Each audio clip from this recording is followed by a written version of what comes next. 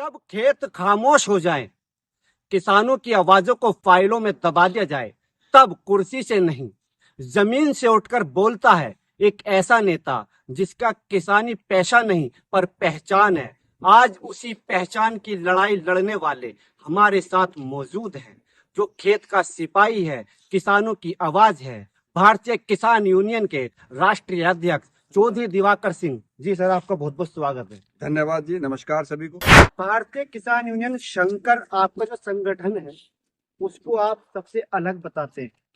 ऐसा आप क्या नया कर रहे हैं जो सब संगठन नहीं कर रहे हैं? हम चुनौती देते हैं जो भी संगठन के लोग, जो भी संगठन के पदाधिकारी कार्य कर शंकर रहे हैं। साहब भी आने वाले टाइम में किसी पद का इंतजार कर रहे हैं कि बीजेपी से मिल जाए। मैं कसम खाता हूँ, जी। सुनिए, मैं कसम खाता हूँ, जब तक रहूंगा अपने किसानों के बीच रहूंगा और मुझे इन्हीं के बीच रहना मुख्यमंत्री है। योगी आदित्यनाथ जी, आप इनके काम धाम को देखते हुए, सरकार के काम को देखते हुए यूपी के मुख्यमंत्री को 10 में से कितने नंबर? यूपी के मुख्यमंत्री को 10 में से 10 नंबर देना लोग चाहता हूं। किसानों के नाम पर खुद को किसान नेता बताते हैं और संगठन बहुत ऐसे चल रहे हैं जिससे बड़े किसानों का, बड़े संगठनों का कहीं ना कहीं उनका धब्बा लगता है कि किसान होते ही ऐसे, उनको लेकर सूर्य चलता है और उसका प्रकाश हर व्यक्ति को मिलता है, अमीर को भी और गरीब को भी। जी। ईश्वर हम सबका एक है। जी। यहाँ धर्म के ठेकेदारों ने और राजनीति करने वाले लोगों ने हमें बांटने का सबसे पहला मेरा सवाल आपसे ये है, बहुत भारत के अंदर ऐसे संगठन हैं जो किसानों की बात करते हैं, किसानों के साथ रहते हैं, जगह जगह धरने देते हैं, बहुत संगठन आते हैं। आज हम खुलकर बात करेंगे, कुछ लोगों का जो भ्रम को दूर करेंगे। बहुत हमारे पास टेक्स्ट मैसेज आते हैं कि आप इंटरव्यू देते हैं किसानों के, पर आप सवाल नहीं करते। सबसे पहला मेरा सवाल यह है, किसानों को बीजेपी का बी टीम बताया जाता है कि बीजेपी से मिलकर रहते हैं, इनको सरकार क्यों नहीं कहती, जो हक की बात करता है उसको जेल पहुंचा दिया जाता है। ये किस हद तक सही? नहीं, जो ये बात कहते हैं वो सरासर गलत है। अभी अभी 8 दिन पहले हमने हाईवे जाम करा। जाम करने के बाद मेरे तमाम लोगों पर मुकदमे लगे, हम पर भी मुकदमा लगा, तमाम धाराओं में लगे, और अब तक न मालूम मेरे जीवन काल में अनगिनत मुकदमे लगे हैं। आदमी और दूसरे पे हम बड़े आराम से तोहमत लगा सकते हैं, परंतु उसको सामने करके दिखाए ना। अच्छा, तोहमत से यह आता है कि बोलने वाले कुछ भी बोल जाते हैं। आप जिला अमरोहा से आते हैं जी। आप किसानों के हित की बात करते हैं। तोहमत से अगर हम बात करें, अभी किसानों का धरना था, बहुत लंबे समय चला, पर चौधरी साहब आप किसान यूनियन से आते हैं, आपका संगठन बहुत बड़ा है, राष्ट्रीय स्तर का। पहले आपके किसानों के लिए सरकार से मुख्य प्राथमिकताएं क्या है कि आप किसानों के लिए सबसे पहले ये काम होने चाहिए? हमारी किसान के लिए और देश के प्रधानमंत्री से और प्रदेश के मुख्यमंत्री से मांगे, किसान को कर्ज मुक्त कर दो जैसे आपने उद्योग को कर दिया। किसान को वाजिब दाम दिला दो, एमएसपी दिला दो, और किसान का जो सम्मान है वो मांग। अच्छा, लोगों का आरोप तो ये भी है कि पहले किसान बनते हैं, फिर जो है धीरे धीरे राजनीति में आते हैं, कहीं से टिकट मिलता है, खड़े हो जाते हैं। क्या चौधरी साहब का भी ये इरादा है? 100% सच्चाई है जी।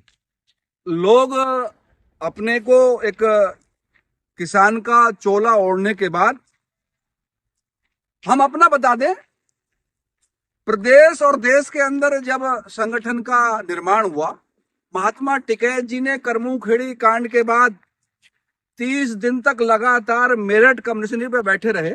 जी। हम उस समय इंजीनियरिंग, पॉलिटेक्निक, सिविल से मुरादाबाद कर रहे थे। जी।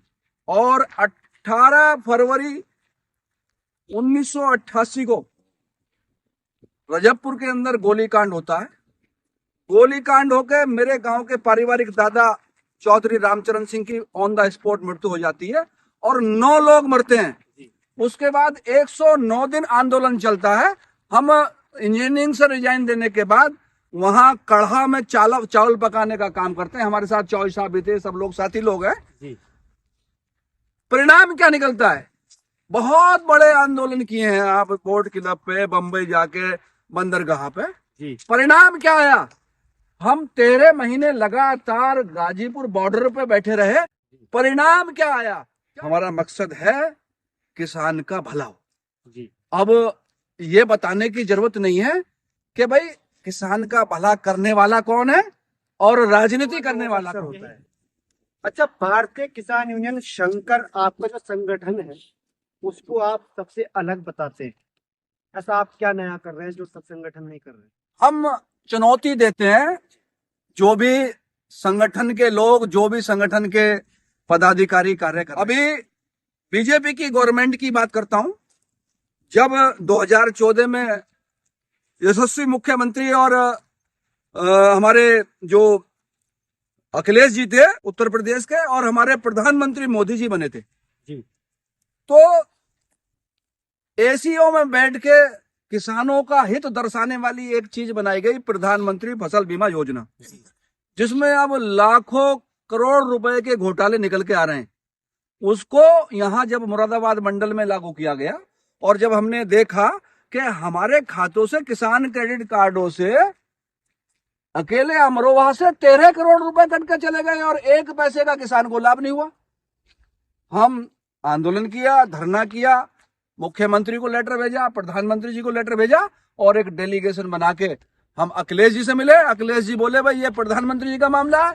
हम फिर वहां पे गए और वहां आदरणीय राधा मोहन जी कृषि मंत्री थे, उन्हें सारी बात बताई। 1 सितंबर का वाकया है, उन्होंने हमारी बात को समझा और उन्होंने तत्काल उसको, जो गन्ने पे जबरदस्ती प्रधानमंत्री फसल बीमा योजना था, उसका लेटर बनाया और एक फैक्स से वहां भेजा मुख्यमंत्री जी को और उसको समाप्त कराने की बात करी, जो 1 वर्ष के अंदर कम से कम 900 करोड़ रुपया किसानों से प्रधानमंत्री फसल बीमा योजना पे काट लिया जाता था।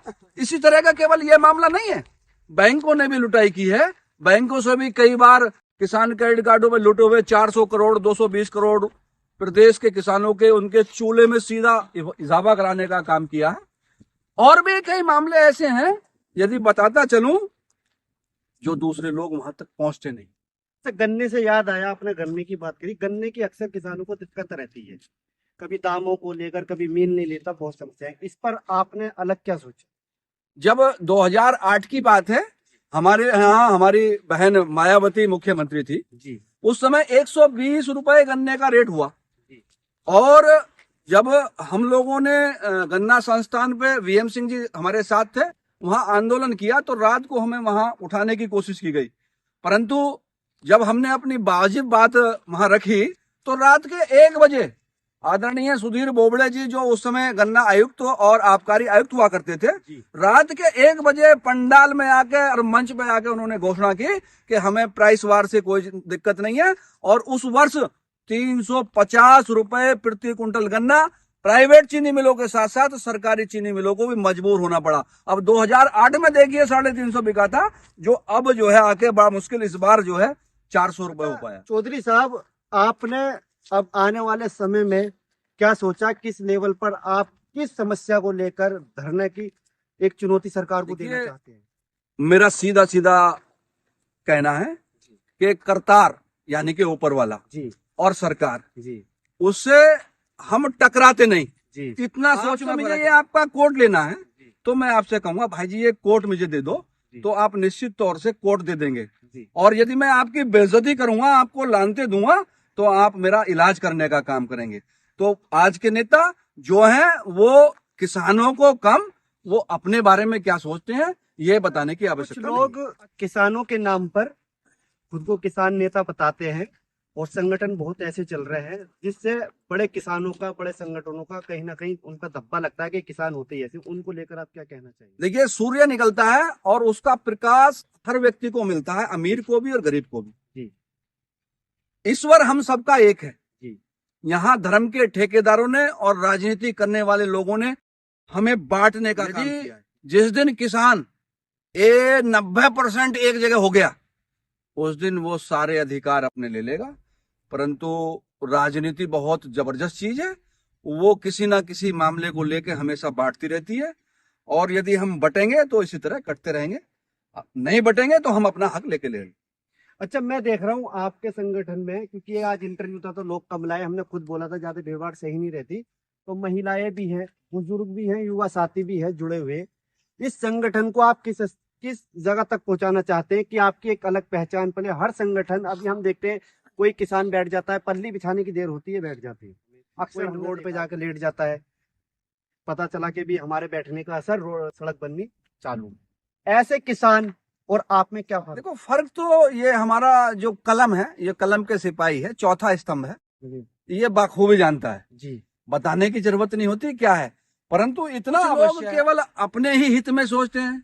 परंतु मेरा इसमें एक ये कहना है, देश हमें देता है सब कुछ, हम भी कुछ देना सीखें। सूरज नई रोशनी देता, हवा हमें नई जिंदगी, हम सबका पेट भरने के लिए धरती पर होती खेती है, हित हो जिसमें सबका, हम भी कुछ करना सीखें। बिल्कुल सही बात है। अच्छा, आप पढ़े लिखे नेता हैं, बहुत कम पढ़े लिखे नेता होते हैं पर अच्छे पदों पर होते हैं। आप नेता पहले ऐसे हैं जो पढ़े लिखे हैं, काबिल हैं और समझदारी से बात करते हैं। आपने कहा कि हम शोर शराबा नहीं करते, प्यार से बात करके अपनी बात मनवाते हैं। अब बात आती है यूपी के मुख्यमंत्री योगी आदित्यनाथ जी।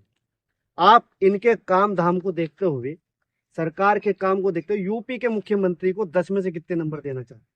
यूपी के मुख्यमंत्री को 10 में से 10 नंबर देना। उसका कारण ये है कि उन्होंने, जो लोग उनको कहते हैं कि भाई ये मुस्लिमों पे अत्याचार करते हैं, बिल्कुल नहीं है।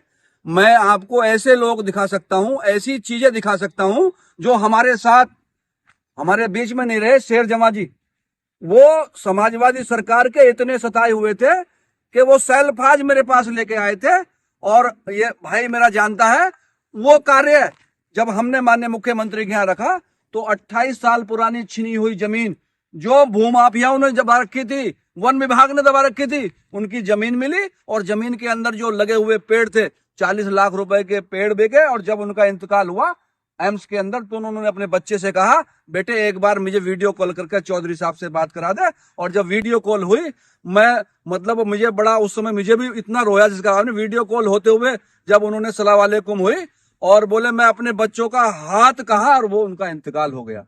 तो मेरा कहने का मतलब है कि कोई हिंदू मुस्लिम नहीं है, कुछ नहीं है। यहाँ गरीबों को, दबों को, कुचलों को आगे लाया जा रहा, यहाँ गर्दी नहीं है। क्या दिवाकर साहब भी आने वाले टाइम में किसी पद का इंतजार कर रहे हैं कि बीजेपी से मिल जाए, इसलिए तारीफ हो रही है? मैं कसम खाता हूँ, सुनिए, मैं कसम खाता हूँ, जब तक रहूंगा अपने किसानों के बीच रहूंगा, और मुझे इन्हीं के बीच रहना है। ये मेरे माँ बहन भाई परिवार है, ये मेरा शंकर परिवार है। कभी जीवन में कोई पद नहीं चाहिए। साथ जुड़े, अच्छाई के साथ जुड़े। आपकी अपनी अलग पहचान है, आप खेत के सिपाही हैं, जमीन से उठकर आप किसानों की बात करते हैं। आपको किसी भी पद का लालच नहीं, जैसा आपने कहा। आप हमारे चैनल के माध्यम से, आपको देश देख रहा है, बल्कि विदेश में अपना चैनल देखा जाता है।